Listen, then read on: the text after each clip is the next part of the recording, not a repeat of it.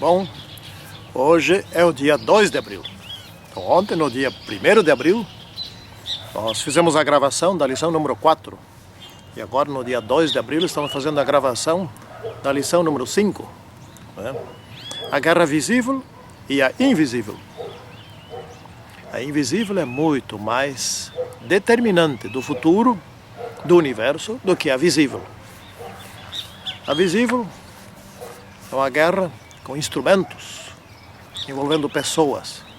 A invisível é uma guerra de pensamentos, envolvendo pessoas.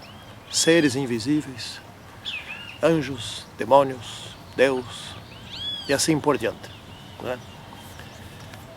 Vamos fazer nossa oração. Santíssimo e poderoso Deus.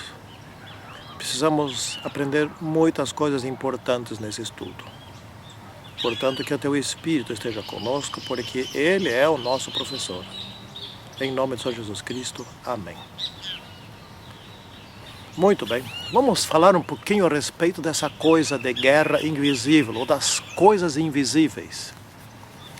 Note o seguinte, que quanto mais inteligente a humanidade se torna, ou aqueles pesquisadores que desenvolvem ciência se tornam, mais invisíveis, a mais coisas invisíveis surgem. Hoje nós estamos no mundo virtual, mundo da internet, não é visível. Não é? Você pode ter um celular, não trouxe o meu aqui, e o celular pega a televisão, pega a internet, obviamente, é telefone ainda por cima, né? Até isso. Pega as redes sociais, enfim, acessa tudo e não tem um fio, não tem um cabo, não tem nada. As coisas, as informações vêm por ondas eletromagnéticas, vêm do satélite, né? O GPS, né? É algo desenvolvido pela ciência avançada, a inteligência. Eu notei aqui várias coisas, né? Por exemplo, no mundo virtual nós temos as naves espaciais, por exemplo, a Explorer, que foi enviada lá em direção a Plutão, passando por diversos dos planetas que compõem o sistema solar.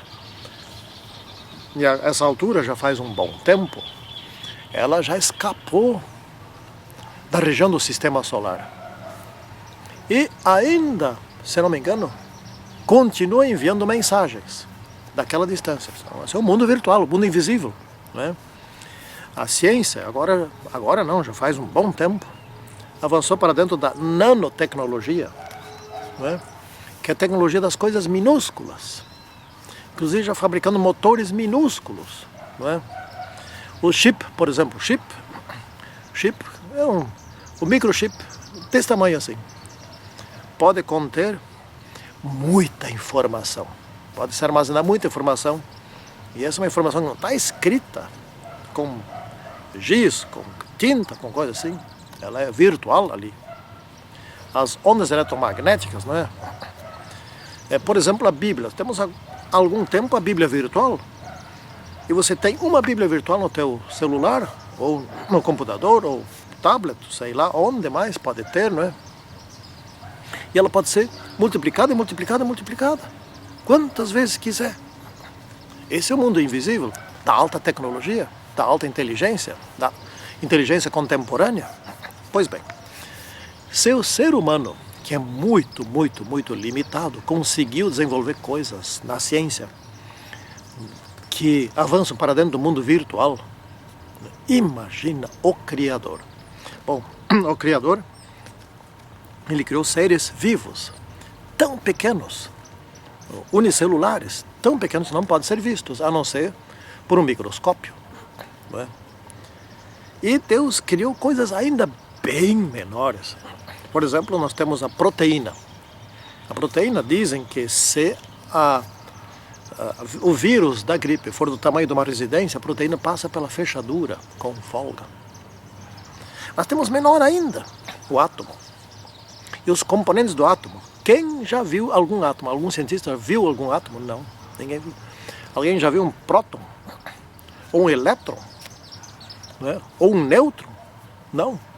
Extremamente pequenos. Tem que se fazer testes, etc, para ver o efeito dessas coisas, para estudar essas coisas. São tão pequenas, existem, tanto existem, não ocupam lugar no espaço, tem peso. Incrível. E daí, para menor ainda, será que seria impossível para a suprema inteligência de Deus criar anjos que não têm matéria? Ou então se estabelecer aqui uma guerra que é invisível, que envolve anjos que não têm matéria, mas que podem, quando desejarem, se transformar em matéria, coisa desse tipo? Há muito mais inteligência que essa que nós dominamos.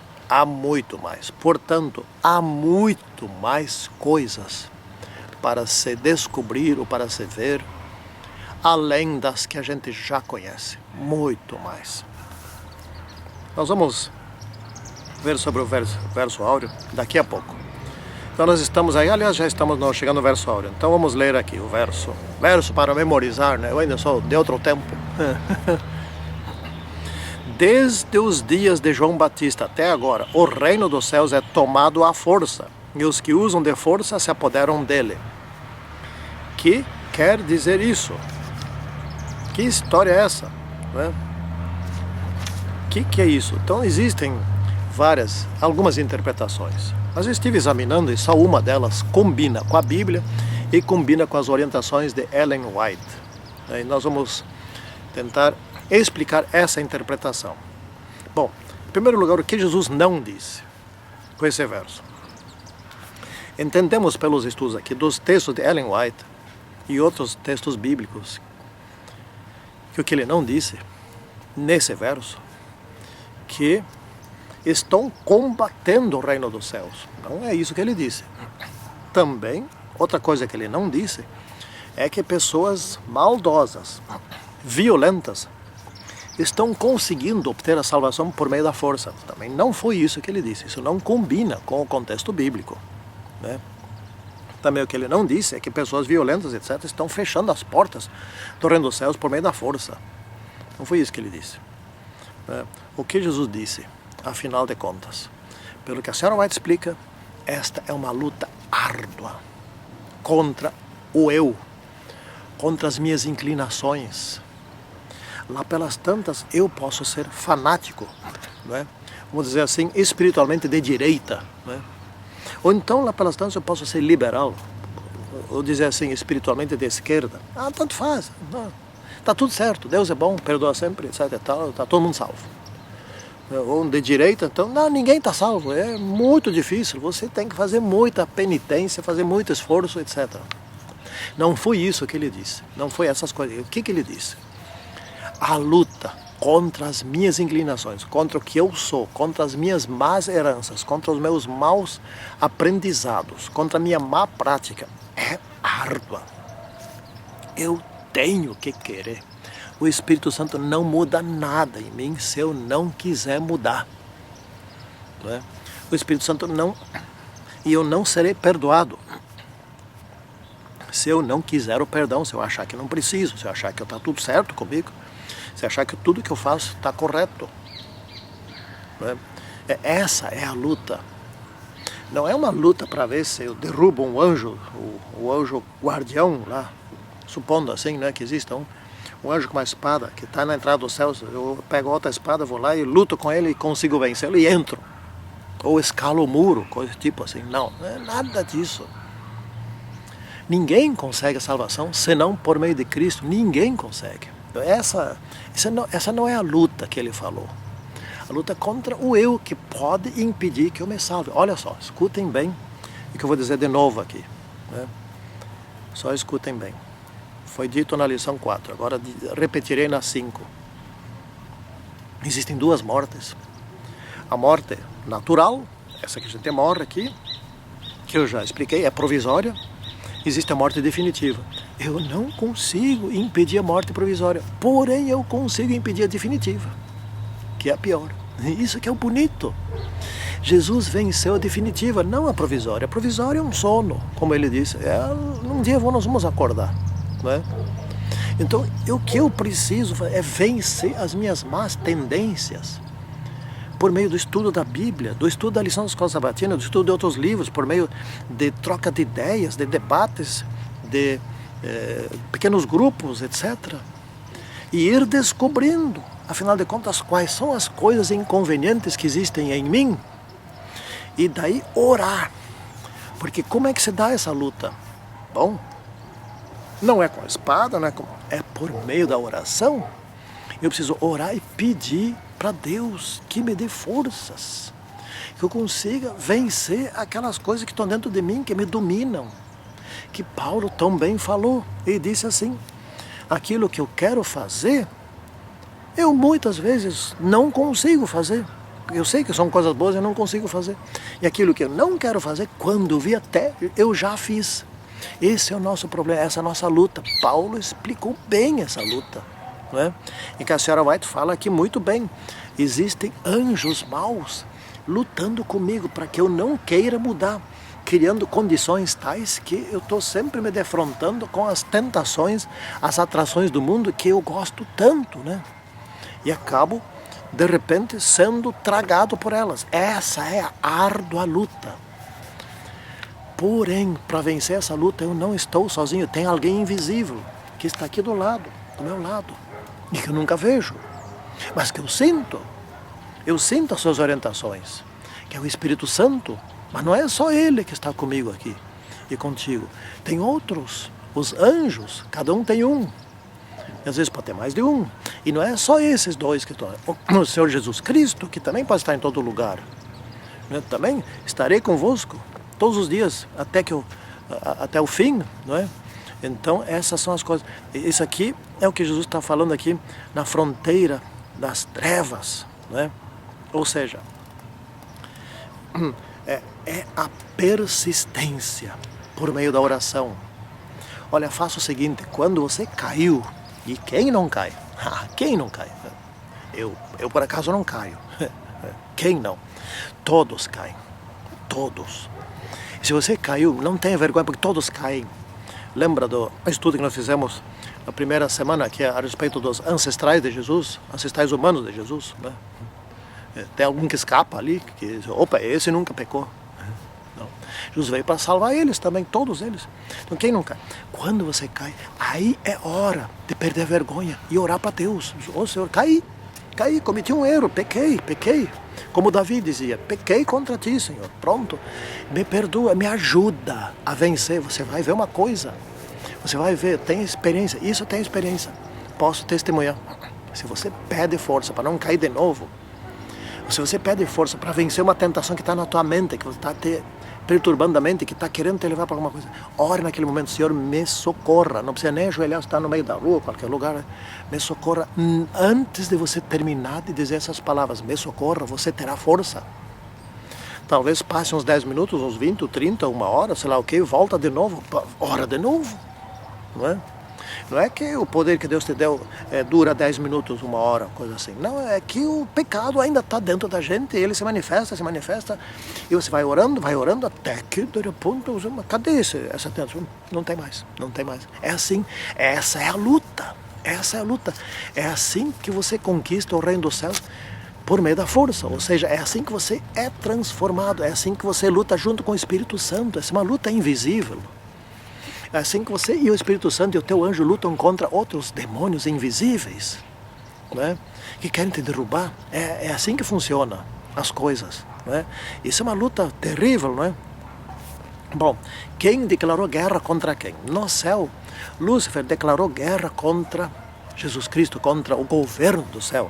Aqui na terra foi o contrário. Aqui o Senhor Jesus Cristo declarou guerra contra Lúcifer, contra o demônio. Por quê? Porque aqui na terra o demônio derrubou Adão e Eva, derrubou o casal, derrubou toda a humanidade. Só haviam dois, né? E Jesus veio salvar e disse: agora é o seguinte, é comigo, né? Você derrubou os dois e aqui vai ter agora, ele falou depois disso, quantas coisas vão mudar, né? Vai ter espinhos, vai ter capim, vai ter a terra vai produzir menos, a fertilidade da terra vai ter problemas, os animais serão bravos, etc, etc. Então, um monte de problemas, a gravidez, o nascimento de uma criança vai ser dolorido, etc, etc, etc. Mas ele disse mais uma coisa: a guerra agora é comigo. Eu e tu, falando para a serpente, falando para Satanás. E você vai me ferir no calcanhar. E eu vou te ferir na cabeça. Você vai ser morto, senhor Satanás. Não é? Então Jesus declarou guerra. Essa guerra aconteceu quando Jesus esteve aqui na terra, na cruz. E por incrível que pareça, para nós, é uma guerra totalmente diferente. A morte de Jesus se transformou em vitória. Se transformou em vitória em dois momentos. No primeiro momento, quando ele morreu e não havia pecado algum na vida, durante a vida daqueles 33 anos e meio de vida daquele homem, nenhum pecado. Foi morto injustamente, morreu injustamente. Não é? Então ali já foi a primeira metade da vitória. Segunda metade da vitória, quando ele ressuscitou. Ressuscitou da morte eterna, porque ele estava morrendo, carregando consigo os meus pecados, os teus, os pecados de todo mundo, não os dele, ele não tinha. Ele ressuscitou a segunda morte. É dessa morte que ele nos livrará. Essa é a luta, fez parte dessa luta invisível, Jesus Cristo. Ali ninguém viu nada. Estava cheio de demônios naquela cruz. A luta invisível, a guerra invisível, a batalha invisível. Não é? E quando Jesus ressuscitou, a vitória acabou para Satanás. Não é? Jesus venceu, está vencido. Agora é os descontos, o período de tempo até que sejam executadas algumas coisas que precisam ser executadas. Por exemplo, o milênio, a extinção final, etc. A renovação da terra, essas coisas todas. Não é? Então há um conflito entre Satanás e Deus. Foi Satanás que começou, não foi Deus que começou. Lá no céu. Aqui na terra também não foi Deus que começou, Satanás começou. E Jesus Cristo veio para nos libertar, veio lutar por nós. Sim, porque nenhum de nós teria condições de enfrentar tal luta. Nenhum de nós é competente, tem poder para isso, tem moral para isso, tem capacidade para isso. Nenhum de nós. Não é? Então essa batalha, essa luta, por exemplo, tem um caso interessante que é João Batista. Não é? O João Batista é um caso interessante, está aqui até na parte da quarta-feira. Né? João Batista era zeloso, era franco. João Batista não era fraudulento. Hoje tem muitos pregadores fraudulentos que pregam quase que dentro da nossa igreja, quase que como está todo mundo salvo, né? Pregadores com uma diplomacia de enganação. João Batista não foi assim. João Batista disse: você é soldado? Então não contente-se com o teu salário, não tire o dinheiro dos outros, não faça suborno. Você é cobrador de imposto, então cobre o justo dos outros, não roube para ti. Você... E assim ele foi orientando corretamente. E você, Herodes, você não devia ter casado com essa mulher não te pertence. Você está errado nisso. Que Herodes ficou bem bravo. Mas João Batista era direto no ponto. Isso está faltando hoje. Eu tenho saudades daqueles pastores que pregavam a verdade. Hoje está se alisando demais. Aliás, tem no Novo Tempo alguns pastores que realmente pregam a verdade direto. Estão fazendo sucesso. Por quê? Porque estão ofendendo os outros? Não. É assim que o Espírito Santo usa o poder, transforma essas pregações em poderosas. Né? Isso fica massageando, ficar enganando, ficar dizendo, não é bem assim, etc. Como a maioria está pregando, que está conseguindo ser assim, amigo de todo mundo. Teve esses tempos em Juiz, um dos pastores da Novo Tempo, não vou dizer o nome dele, mas eu vejo ele como um excelente homem de Deus, e pregou aqui a respeito do chimarrão. E havia fãs dele. Esse é outro problema. Né? Pessoas que tornam fãs desse ou daquele pregador, como Paulo disse. Eu sou de Apolo, eu sou de Paulo, eu sou de não sei do que, etc. E tal. Não, havia. E uma família deixou de ser fã dele. Sabe por quê? Porque aqui no Rio Grande do Sul, o homem resolveu pregar contra o chimarrão. Gente dentro da igreja, né? Não na igreja, mas membros da igreja, aqui acham que o chimarrão não tem problema algum. muito embora seja viciante, né, perturbamente, etc. e tal, eu acho que não tem problema algum. E vão se salvar com chimarrão. Chegar no céu, cadê o chimarrão? Eu tenho que ter chimarrão aqui. E ele pregou. Também arrumou inimigos. E como arrumou amigos. Então é assim, tem que falar direto. Essa história de dizer, irmãos, vamos pecar menos. Irmãos, vamos ter mais fé. Mas o que é pecar menos? Nunca se diz. Quais pecados que tem que largar? Né? Bom, João foi preso. E lá pelas tantas, a mulher de Herodes, que estava brava com ele, a filha dançou bonitinho, etc e tal. E Herodes disse para sua filha, pode pedir o que tu quiser. E ela falou, o que eu vou pedir? Adolescente. Perguntou para sua mãe, peça a cabeça de João, traga numa bandeja. Mataram João. Senhores, sabe por que mataram João? Por causa dos discípulos de João, não por causa de João. Os discípulos de João ainda queriam seguir João. Ia ter 2 líderes. Muito embora um esteja preso, outro livre. 2 líderes. Mas um líder estava preparando para outro. Então João teria que ser morto. Jesus não fez nada para impedir. Essa é a guerra. Jesus se livrou de várias vezes de ser preso, de ser morto. Mas na hora que era para ser preso e morto, ele não fez nada para impedir. Era a hora. Essa é a guerra. Invisível. Né? Concluindo aqui. Satanás é uma causa perdida. Ele tem uma causa perdida. Ele está... Leiam na 1 versículo 9. Esta vai ser a última. Vai ser a única experiência do mal. Nunca mais o mal se levantará pela segunda vez. Nunca mais. Jamais. Né? Satanás está numa causa perdida. Ele já perdeu a guerra. Mas perdeu desde o início. Quem, porventura, se levantando contra Deus, poderá vencer Deus? Quem? Aquela inteligência infinita, aquele poder infinito, aquele amor infinito, que sabe fazer tudo corretamente. Quem? Então, é uma questão, concluindo aqui, é uma questão de escolha individual. E essa escolha é uma luta. É uma luta contra mim mesmo, contra o que está gravado aqui dentro. Contra os vídeos, os filmes, o que eu já vi, contra as coisas que eu já li, contra as práticas, contra as experiências minhas. Eu tenho que vencer isso. Isso me impulsiona de uma maneira tal. E Satanás coloca um cartaz aqui, um barulho lá, um som ali, etc. Às vezes até dentro da igreja, né? Sons horríveis dentro da igreja. Satanás coloca para eu me acostumar com isso, para eu gostar disso. Né? Isso é uma profecia.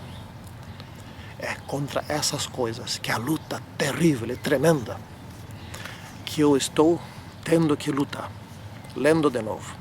Desde os dias de João Batista, né, até agora, o reino dos céus é tomado à força. E os que usam de força apoderam-se dele. Concluindo mesmo, João Batista pregou claro e direto. Vocês têm que mudar. Vocês têm que sair dos seus pecados. E desde aquele tempo, muita gente vinha lutando contra os seus pecados. Inclusive soldados romanos. Né, que foram lá perguntar, e eu o que faço para me salvar? Né? E ele ia dizendo, e essas pessoas iam lutando contra as suas. Desde João Batista, essas pessoas passaram a lutar fortemente com o poder do Espírito Santo, não contra o poder, mas com o poder do Espírito Santo, para vencer as suas más inclinações e assim conquistar o reino dos céus.